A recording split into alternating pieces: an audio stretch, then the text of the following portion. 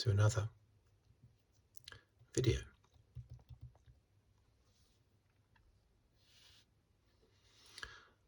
Today I will be looking at, or looking back at, the first 3 races of the 2022 Formula One World Championship. Let's start by writing down the championship standings.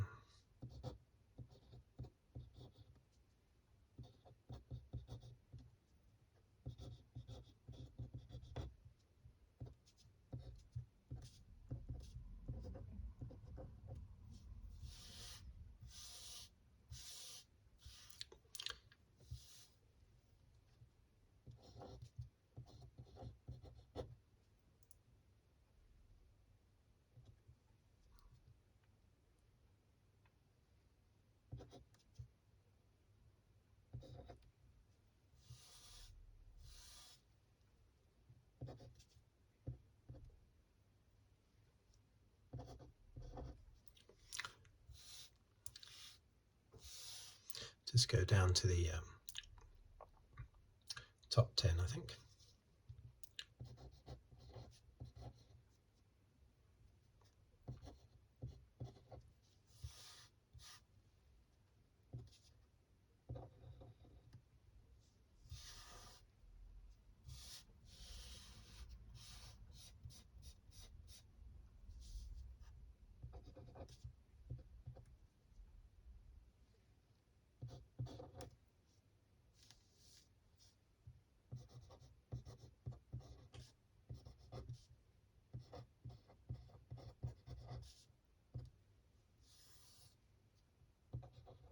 Oh, done that wrong, haven't I? 5th was there. 9th was there.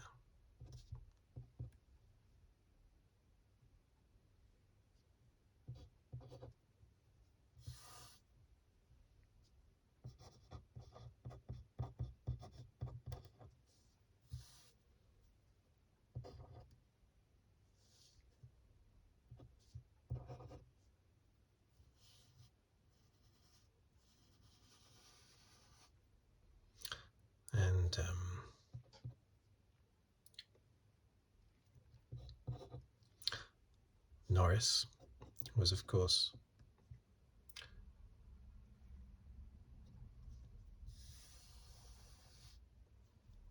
seventh, wasn't he? 6 points for seventh, isn't that right? Sixth place gets you 8 points. Seventh place gets you 6 points. Eighth place would get you 4 points. So yes, Norris was seventh, and then fifth. And in the Constructors' Championship,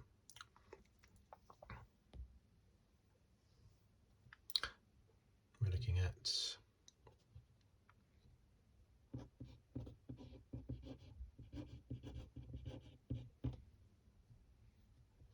Ferrari.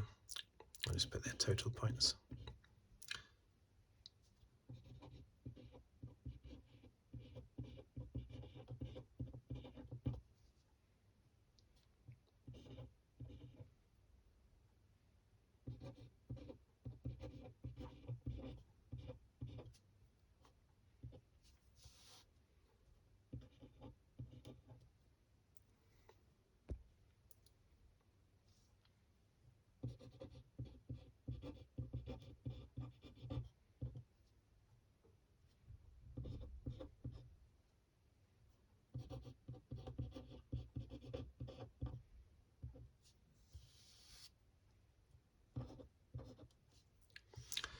Okay,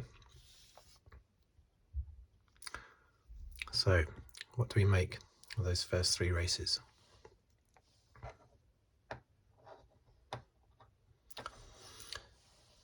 Now, I did a little predictions video, didn't I, a few weeks ago, just before the season started. Some of those predictions were very easy to make, of course, after the testing we'd had.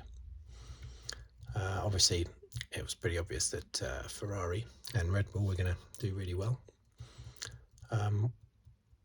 One prediction I made came out good, and that was I really did think that Leclerc was going to get on top of Sainz this year. With the much more competitive Ferrari, I thought that would unleash Leclerc's potential, and it certainly did.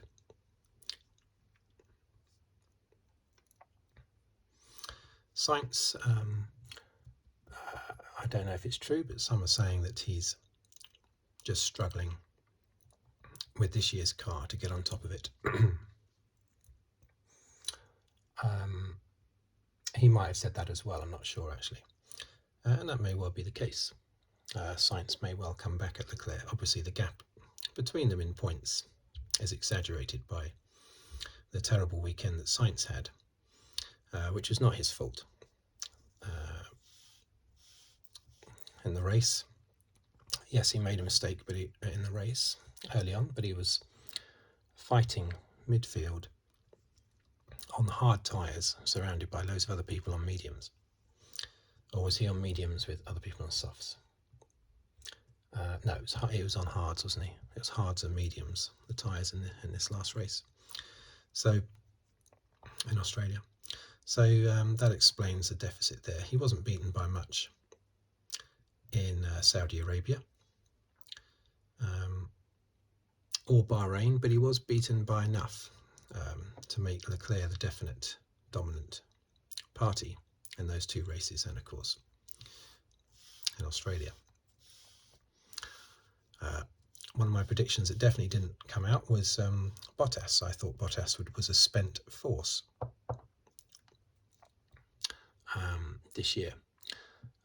Clearly he isn't. Now often when a young driver is demoted to a lower team, they will come into their own a little bit, a bit like Gasly did. He was obviously in the AlphaTauri, up to Red Bull, back down to AlphaTauri again. But I think he was young enough to still be motivated, very much so, when he went down to the lower team. But I thought that Bottas, being already a race winner, racing at the top, I thought he would lose his mojo a little bit, as he's very experienced as well, been around a long time, start to think about retirement, that sort of thing. But instead, he's really done really well. 6th place and an 8th place so far.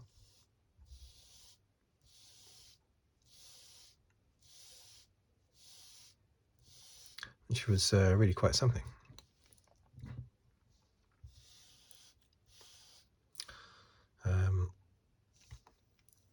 Magnussen. Yeah, I mean, I think I said in my video that Haas were coming out with, there was good noise.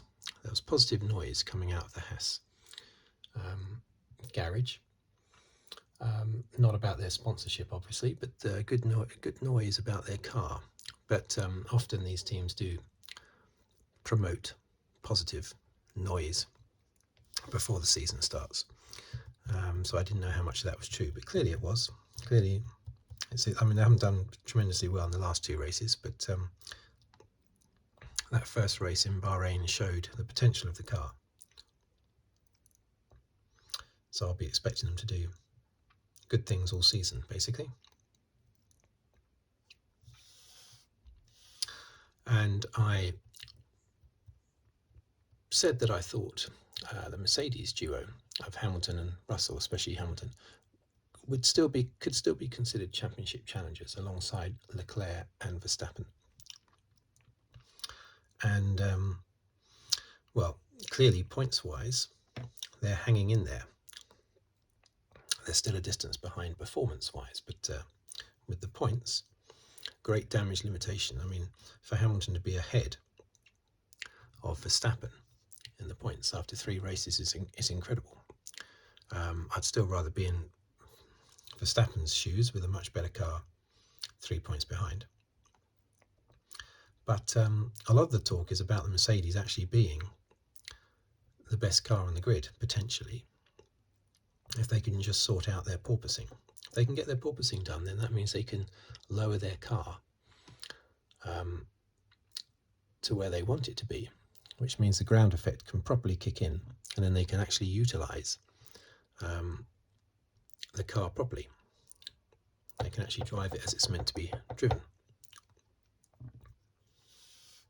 It's a odd situation, a very painful situation for them to be in, to know that the car is quick, but there's just this one little thing that's making them deliberately slow the car down, having to raise the car to counter the porpoising. They get that porpoising correct, and they'll come charging through. Russell, solid job so far, consistency there. He's not done a lot of fighting with other drivers. I mean, he did a little bit with Perez, but he lost out in Australia to Perez. But he's not done much fighting. But what he has done is shown pace.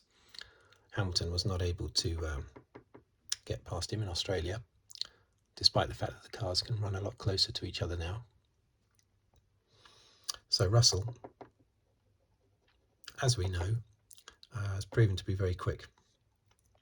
But we haven't seen him properly scrapping with someone yet, and coming out on top, basically.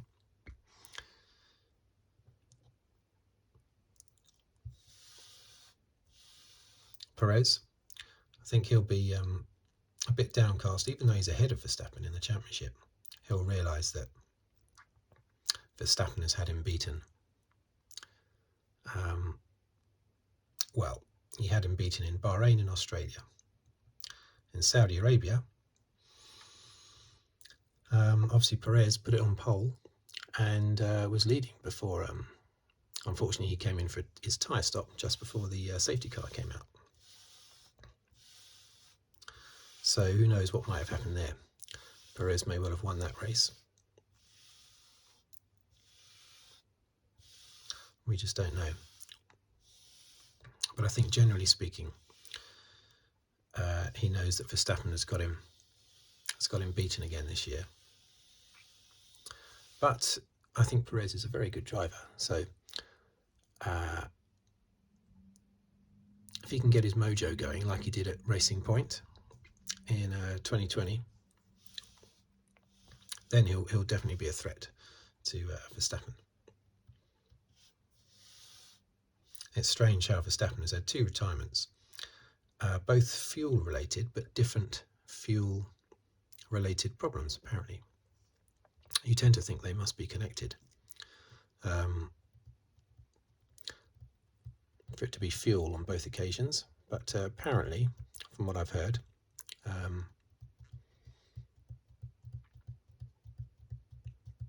they are different fuel issues.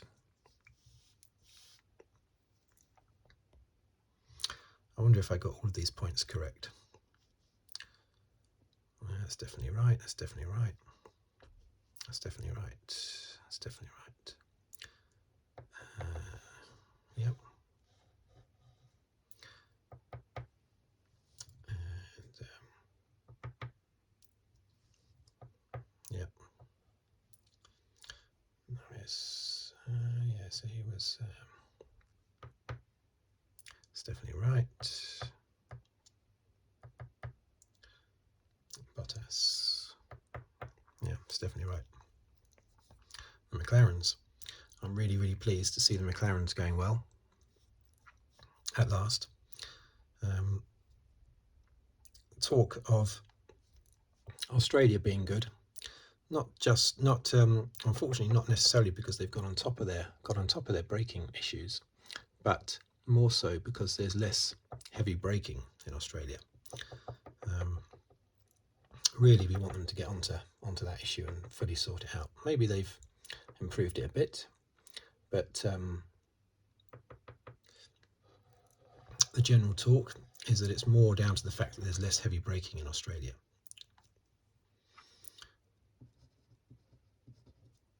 Bahrain, Saudi, Australia.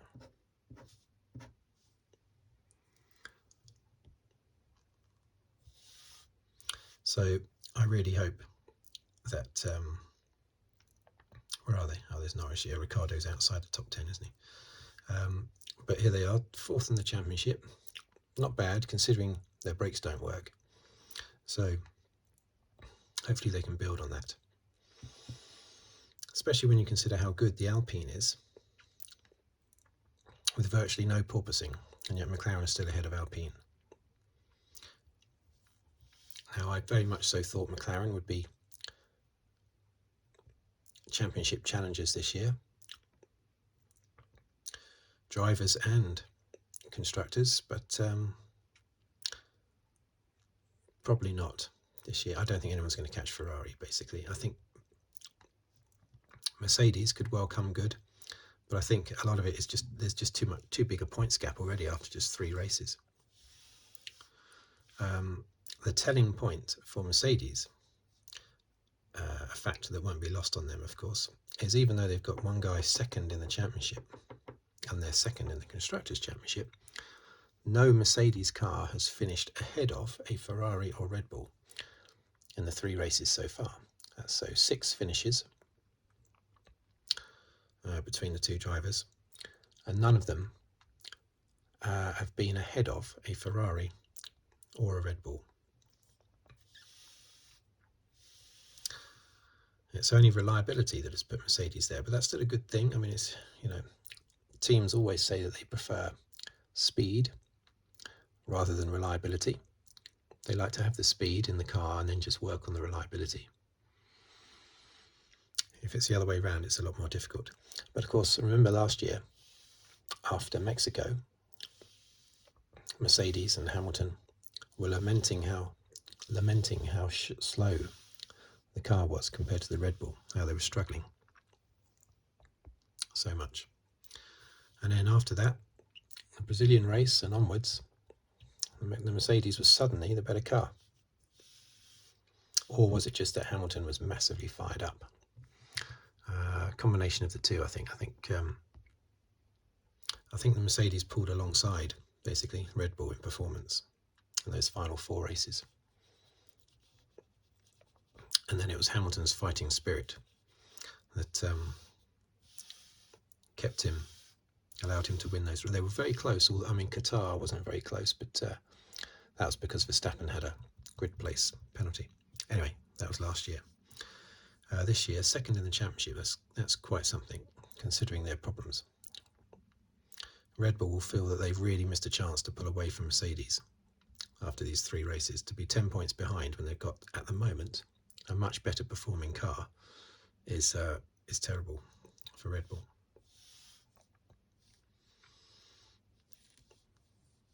Ocon, yeah, didn't mention him, did I? In the Alpine, very consistent, 7th, 6th and 7th.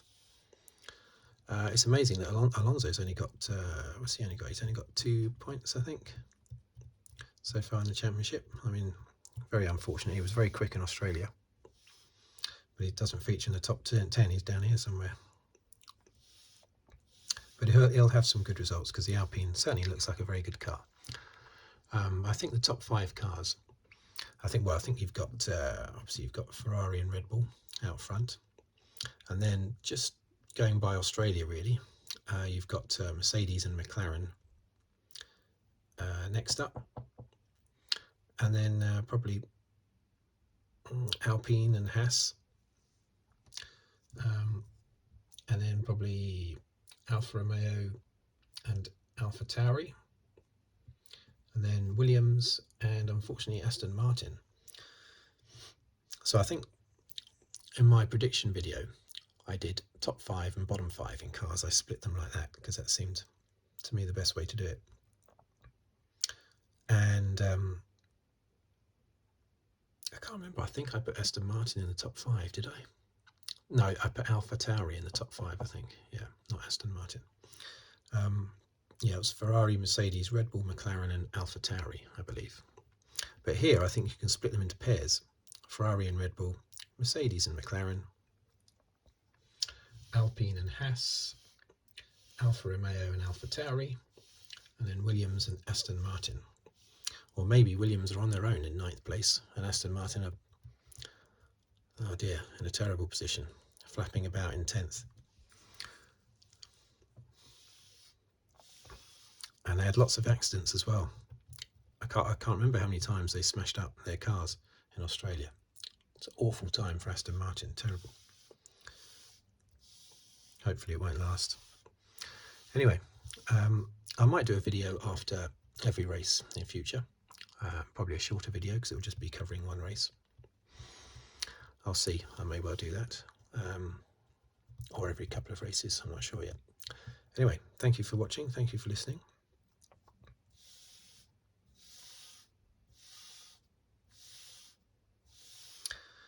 And if you'd like to subscribe, please do so, or like the video.